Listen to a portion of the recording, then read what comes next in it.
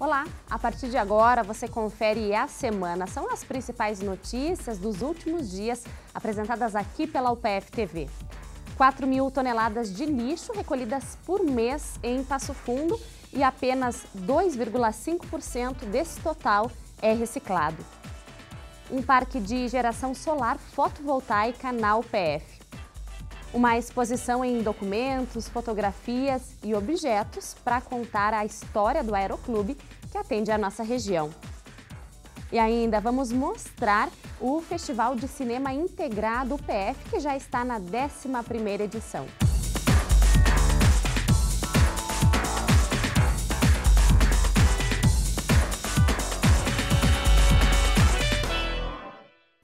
4.000 toneladas de lixo são recolhidas por mês aqui em Passo Fundo. Destas, apenas 2,5% é reciclado. O dado é preocupante, já que o lixo é considerado um dos maiores problemas ambientais a nível mundial. Aqui em Passo Fundo, a realidade poderia ser diferente com a separação do lixo em casa.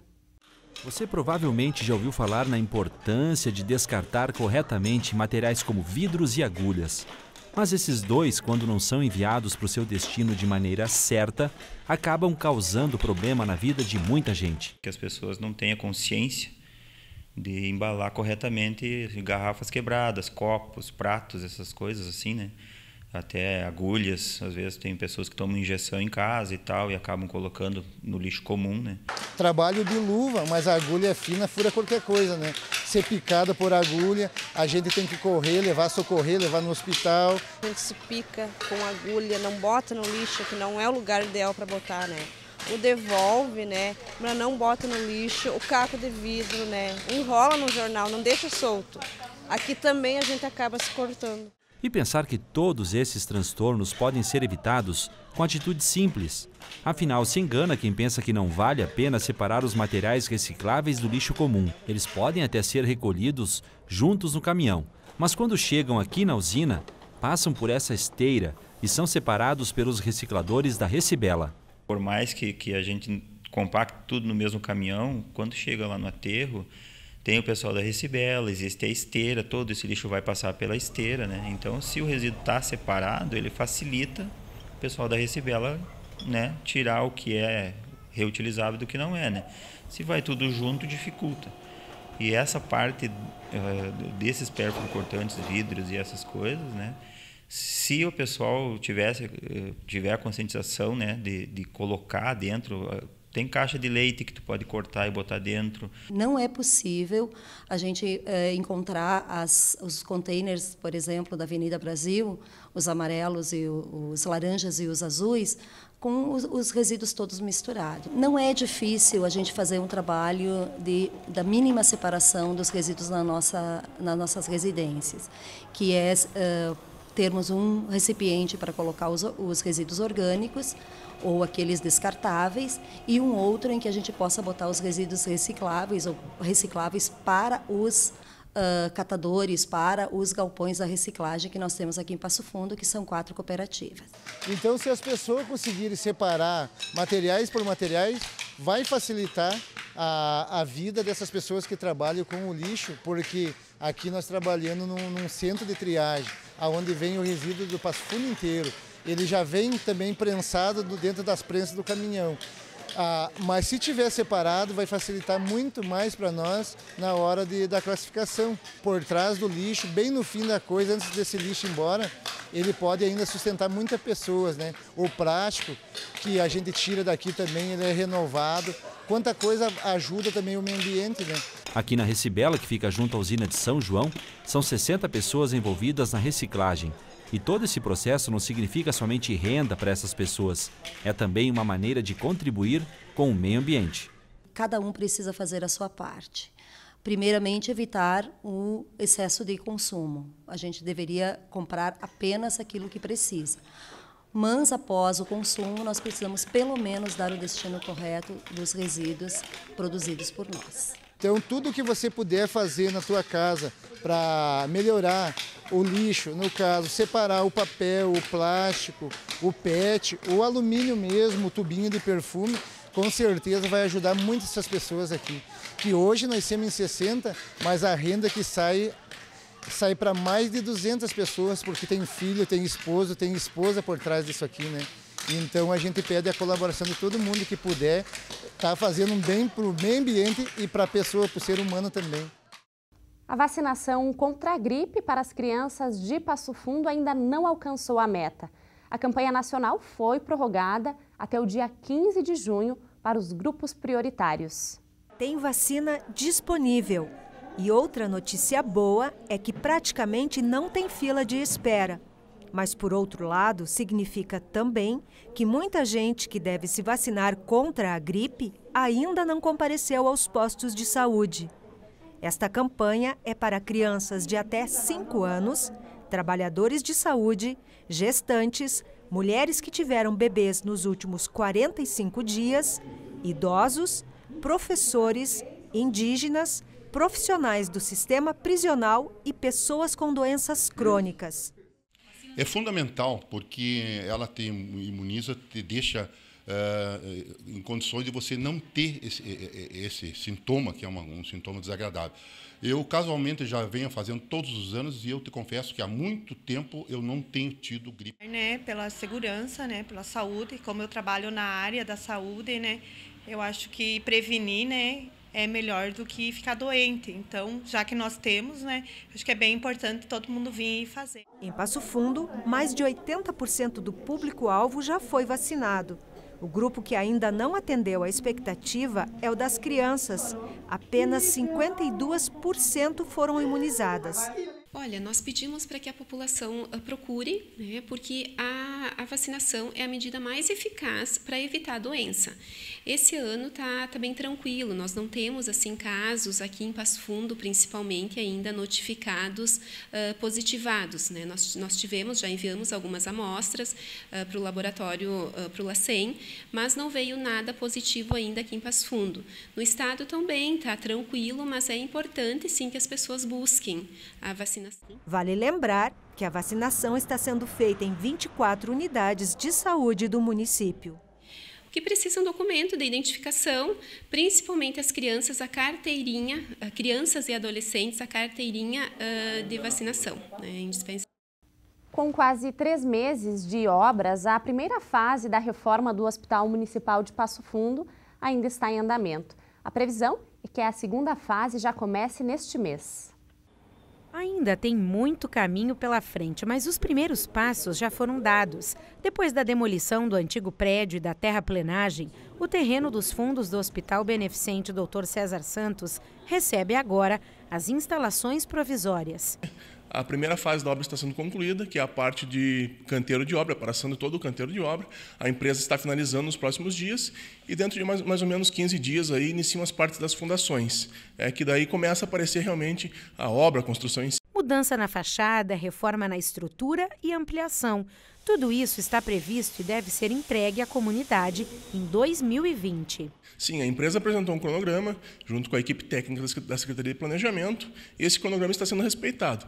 Nós acreditamos que dentro de 23 meses, que é o prazo de contrato, a obra esteja concluída. Mais de 8 milhões entre recursos federais e de contrapartida do município devem ser investidos no projeto, que inclui mais de 1.000 metros quadrados.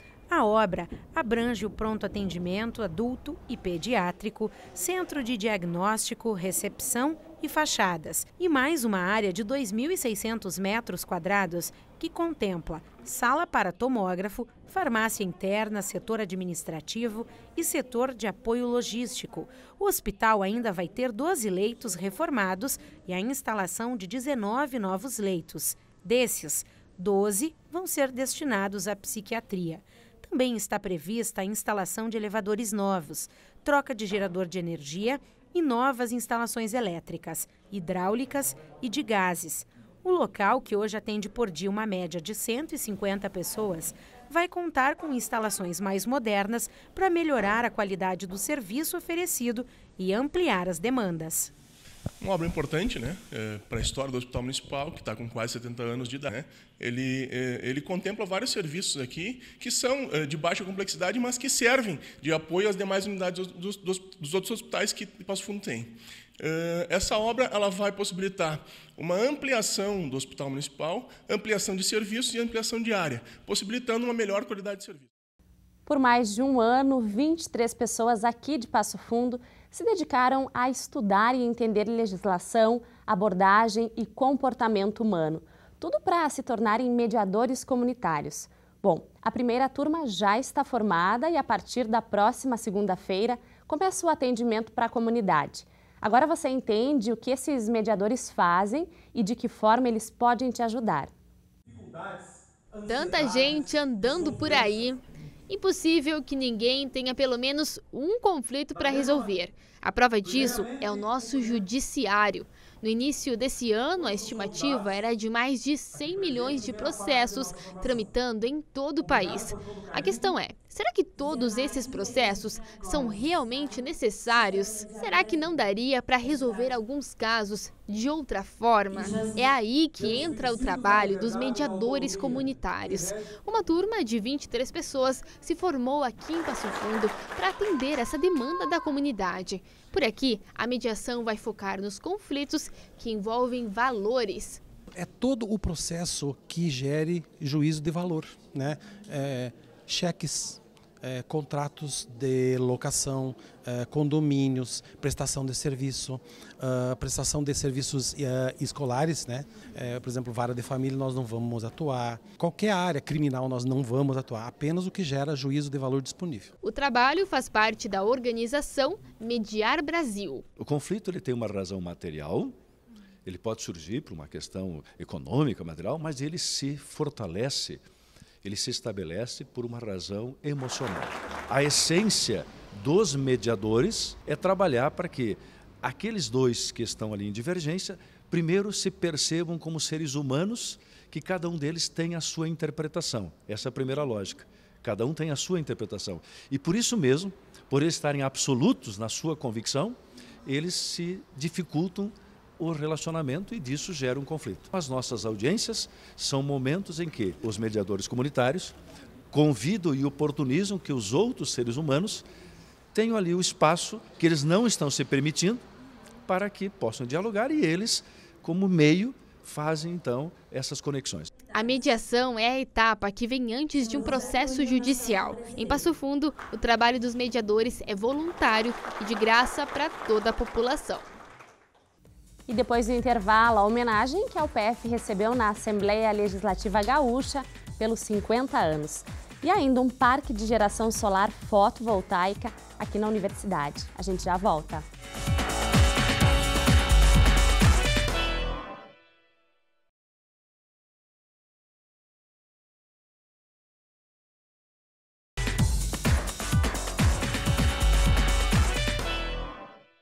A UPF completou 50 anos nesta semana e a gente mostra agora como era o cenário da cidade em 1950, antes da chegada dos primeiros cursos superiores. Qual foi o diferencial que faz o Passo Fundo ser o principal polo econômico do norte do Rio Grande do Sul, que faz o Passo Fundo se tornar o terceiro polo médico do sul do Brasil?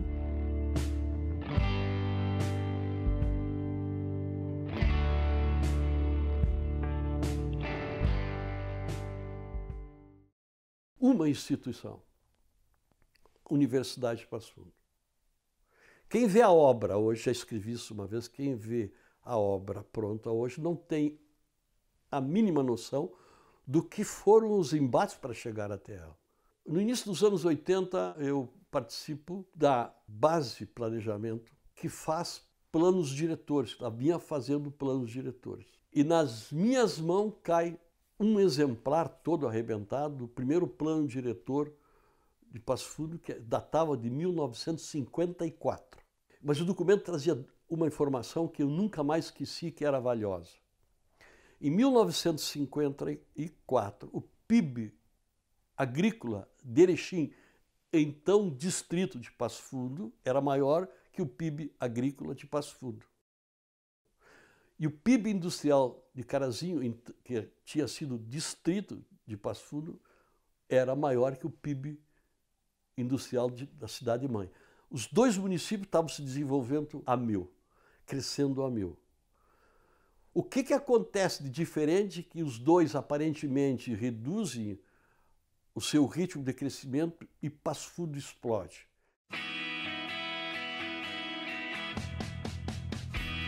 Pouco antes dos anos de 1900, o Brasil apresentava apenas 2 faculdades de Direito, 2 de Medicina e uma escola politécnica.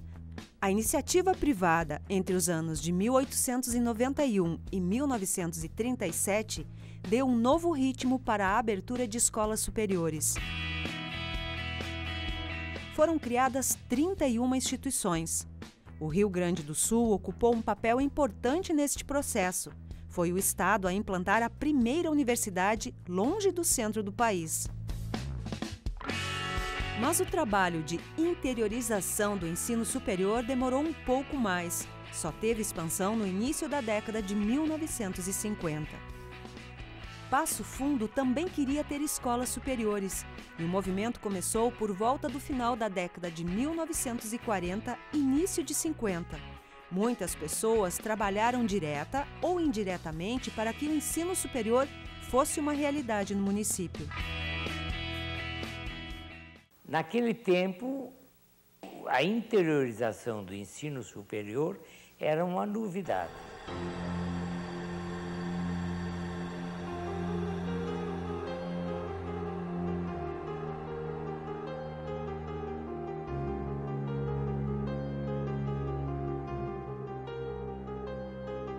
Eu nasci em Encantado, dia 4 de março de 1936. Viemos a Passo Fundo em 1950, porque meu pai comprou uma farmácia e então viemos atender, tomar conta dessa farmácia, então nos mudamos para Passo Fundo. Eu me lembro que a gente trabalhava à noite e a gente ficava na porta da farmácia olhando para passar um carro, demorava bastante. Passava um carro, daí depois passava outro, depois passava outro. Então era uma cidade muito parada naquela época. E foi estudar onde? No Colégio Conceição. Naquela época não tinha ensino superior, né? E eu não tinha condições para ir estudar em outro lugar. E foi uma sorte para mim que abriu o ensino superior aqui em Passo Fundo, que eu pude estudar aqui. Quem deu muita força para a criação da universidade foram as escolas secundárias de Passo Fundo.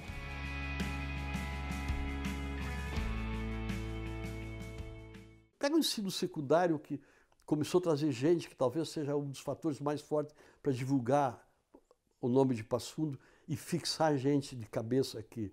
Elas foram a base para o processo de criação da Universidade de Passo Fundo. Conceição, Notre Dame, Bom Conselho, IE, 2 igrejas, os protestantes e os católicos, que dão a resposta do ensino de 2º grau. Só depois viria o INAVE, que foi uma escola exemplar em termos de segundo grau do Estado, né? Porque era um reforço que o MEC, na época era Conselho Federal de Educação, pedia aos municípios que queriam a universidade. O que já existe aí de ensino?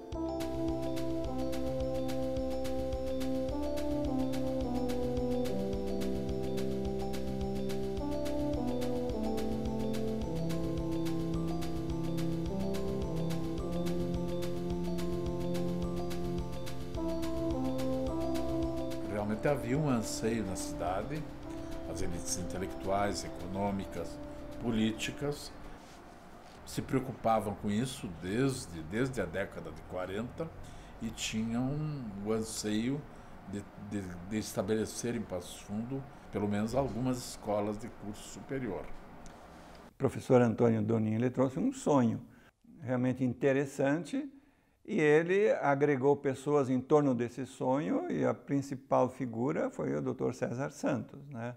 E que realmente começou a movimentar essa ideia e tentar transformar esse sonho num projeto de pés no chão, criar realmente curso superior, né? Para que esse movimento se desenvolvesse, se ampliasse, e que, afinal, tivéssemos as nossas faculdades. O que custou muito no início, realmente, pela falta de objetividade acadêmica, né? Porque todos eram advogados ou médicos e não tinham essa experiência universitária, né? E como os líderes da sociedade pró-universidade, liderado por Sérgio Santos, tinham um vínculo muito forte com o PTB, entende? Com Getúlio Vargas, e pretendiam fazer efetivamente uma universidade. Isso levou tempo até se tomar consciência de que era necessário começar concursos, né? Até Getúlio Vargas, né, dá a lição para eles, vamos pensar primeiro criar condições para um curso superior, depois pensemos numa universidade. Então, em 56 foi aprovado, né, o curso, tanto pelo ministro como pelo Conselho Federal de Educação. Assim nasceu, vamos dizer, o curso de Direito, base fundamental para a criação de uma universidade. Agora, então, podemos falar um pouco do início do consórcio universitário católico. Se formatou a ideia através de várias instituições de Passo Fundo. A diocese, os padres da Sagrada Família, os irmãos maristas e as irmãs de Notre Dame. Quando esteve presente aqui o presidente da República, o Kubitschek, né, esteve aqui, o Dom Cláudio pegou o projeto com os 3 cursos e entregou a ele, e ele imediatamente encaminhou, e naquele mesmo ano, 56, foi aprovado, veja. O que é importante sempre, a competência de quem redige um projeto, né? E da força política de Dom Cláudio, diga-se de passagem também, né? Ao final de 56 foi aprovados os cursos, né? Para já funcionar em 57, então, né? O início de toda a história da formação da universidade aconteceu assim. É fácil botar Passo Fundo no mapa do Sul, dos 3 estados do Sul, e pegando o Oeste. Era um vazio. Cabia aqui uma instituição superior. O Estado não veio dar. A comunidade de Passo Fundo, com a ajuda da comunidade regional, porque muito advogado de algumas cidades próximas, médicos de cidades próximas, filósofos de cidades próximas, vieram ajudar na instituição. Ela faz a diferença, com certeza absoluta. A região de Passo Fundo, a parte do estado de Santa Catarina, o sudoeste do Paraná, foram estados que ajudaram na criação e no questionamento da universidade. Uma coisa é o norte do Rio Grande do Sul, nem falo em Passo Fundo, antes da UPF, e a outra é bem diferente depois da UPF.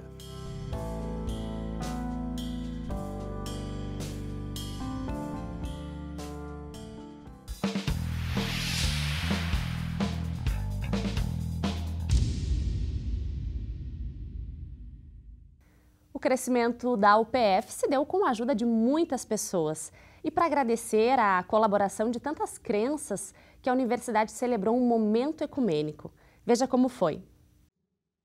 7 autoridades religiosas subiram ao palco para representar todas as crenças que fizeram parte da construção da universidade. Todos compartilharam sua religiosidade a partir de orações, leituras e música. A Big Band comunitária aqui da UPF deu o tom do encontro.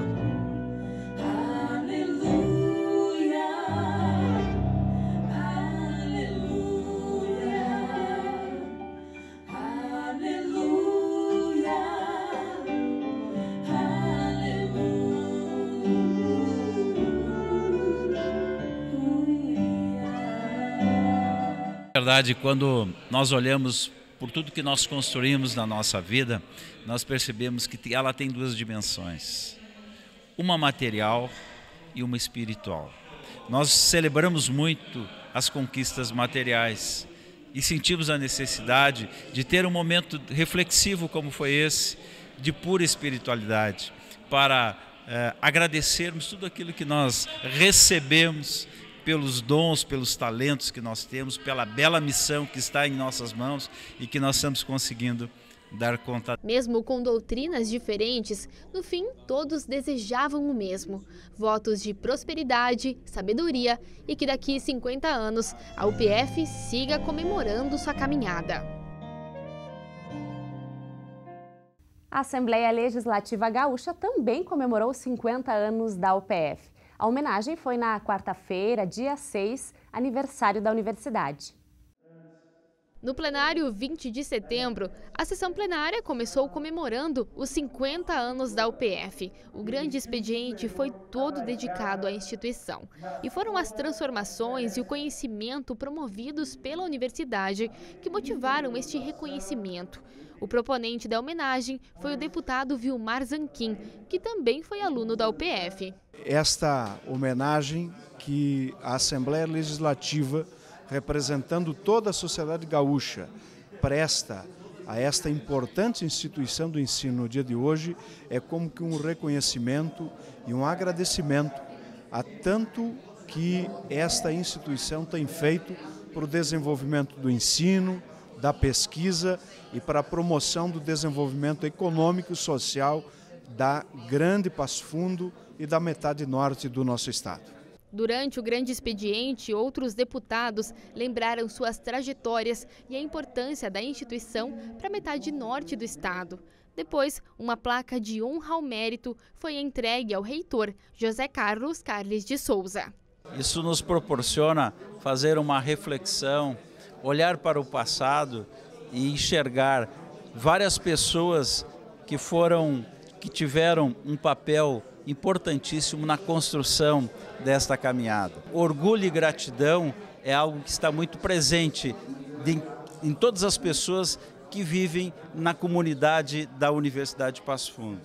Mas tem mais uma, o sentimento de pertencimento, que isso está muito presente em todos nós e nos orgulha demais poder dizer que nós pertencemos à Universidade de Passo Fundo, a esta comunidade. Nesse momento em que nós completamos os 50 anos e nesse momento em que também nós somos eleitos para conduzir a universidade para os próximos 4 anos, nós nos sentimos muito honrados e muito compromissados em continuar essa linda trajetória, em continuar essa produção de conhecimento tão profunda que foi construída por tantas mãos nesse tempo e continuar também com o desenvolvimento regional, que é um dos grandes desafios, mas muito para além disso, né? Com conexões nacionais, internacionais, com tudo aquilo que a ciência nos possibilita. Passo Fundo hoje é a principal cidade da metade norte do Rio Grande do Sul.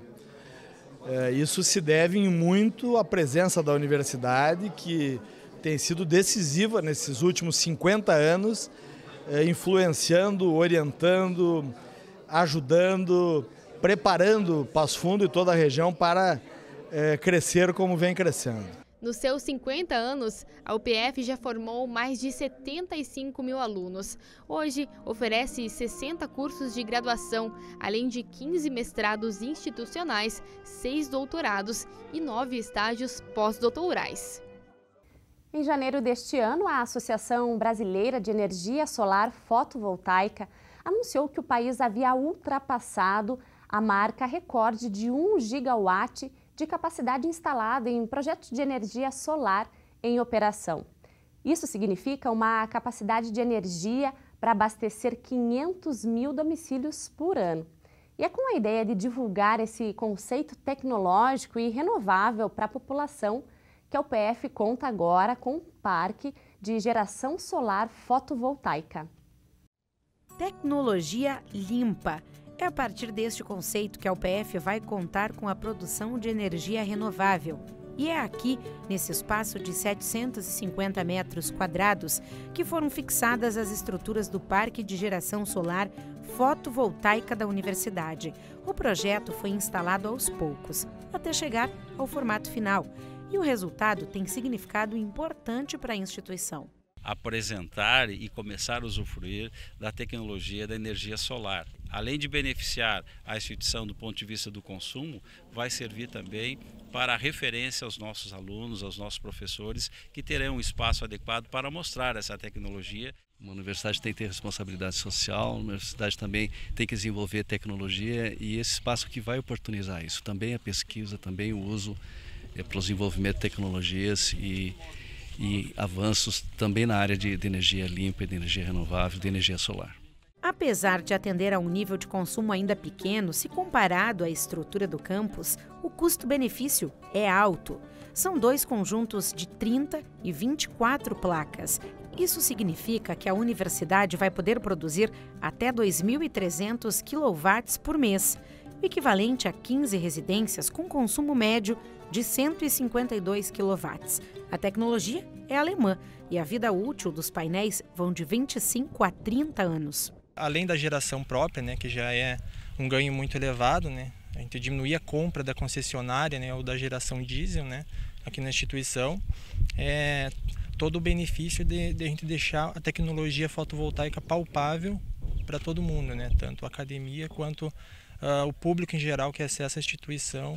Temos essa obrigação de buscar alternativas, né, para que tenhamos energia, água, enfim, tudo autossustentável, né? Para nós é muito importante ter esse segmento, né, esse primeiro projeto, né, mas a intenção sim é depois dar sequência a toda a nossa instituição. Depois de ter o projeto final completo, a RGE, concessionária responsável pela distribuição de energia no município, liberou o funcionamento do parque. Inovação para o UPF, já que são poucos projetos em solo na região. Para o meio ambiente, produção de energia limpa e renovável. E a seguir, uma exposição em documentos, fotografias e objetos para contar a história do aeroclube que atende a nossa região. E também nós vamos mostrar o Festival de Cinema do Integrado PF, que já está na 11ª edição. Nós já voltamos.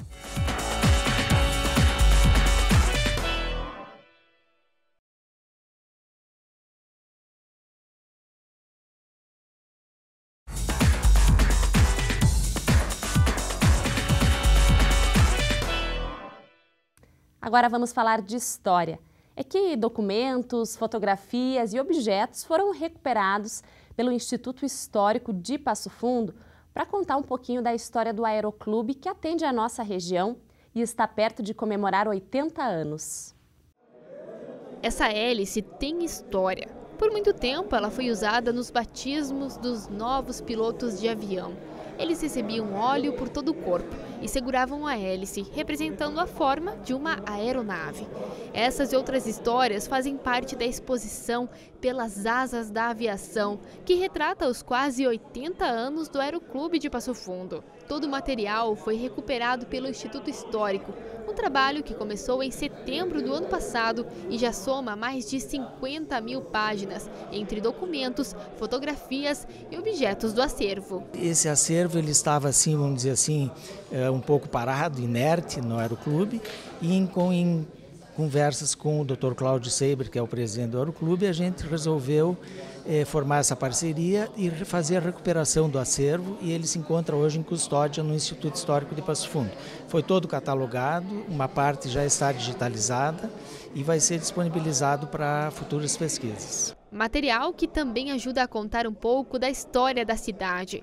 O seu Getúlio foi um dos pilotos formados pelo Aeroclube durante os anos 70, uma caminhada da qual sente bastante orgulho. O Aeroclube foi determinante em épocas passadas, né? Porque ele era um aeroclube vanguardeiro na região aqui e sempre permaneceu formando gente, né? Eu acho que foi importante. Bastante importante. O desafio, e a gente, com nossos amigos mais antigos, a gente consegue ver o desenvolvimento, porque o nosso mundo a gente vê por cima a cidade.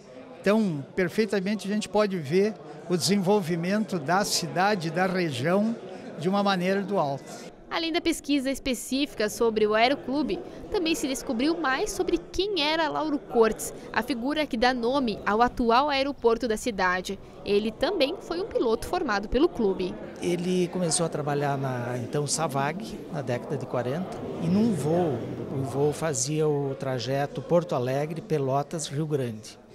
Nesse trajeto foi reabastecido em Pelotas e o avião, no decolar do aeroporto de Pelotas, os 2 motores falharam. E o avião acabou caindo no canal de São Gonçalo e vieram a falecer todos os ocupantes. E os visitantes da exposição também podem ajudar na pesquisa histórica. Como a maioria das pessoas não está registrada nas fotos, um livro foi deixado para que os visitantes anotem se reconhecerem alguém dali. Tudo para continuar e manter a história não só do Aeroclube, mas também de Passo Fundo. Agora é hora da gente ficar por dentro do que rola no mundo da música. Olha só as informações que o Gerson Ponte, da Rádio PF, traz desta semana. Opa, tudo bem? A gente começa falando sobre Rafael Rabelo, um dos grandes nomes do violão brasileiro, principalmente o violão 7 cordas, que nos deixou precocemente aos 33 anos e agora chega ao livro, uma biografia muito bem feita pelo paulista jornalista Lucas Nobile, contando a história então do Rafael Rabelo. Apesar da pouca idade, deixou uma discografia muito extensa e muito bem feita. Fica a dica, nas livrarias está aí a capa do livro. O outro assunto de hoje é a Fernandinha Takai, que lança nas plataformas digitais e também em ambientes físicos, incluindo vinil e fita cassete, o Tom da Takai, em que ela revisita o cancioneiro do Tom Jobim, com a produção de dois mestres, Marcos Valle e também Roberto Menescal. Menescal foi quem fez o convite para Takai gravar a obra então do Tom Jobim. O disco não é óbvio, claro, tem músicas conhecidas, mas tem também lados B do Tom Jobim. Já está disponível, a capa está aí. Vamos ver agora do trabalho anterior da Fernanda, uma gravação que ela fez com enorme sucesso, foi tema de novela, enfim, de um sucesso do Rod Stewart lá dos anos 70. Tá bom? Até mais!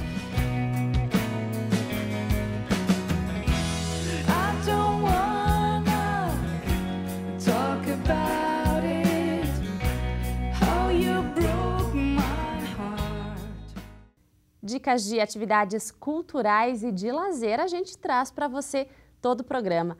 Veja então as opções para este fim de semana. Fala galera, a gente tem um recadinho para você.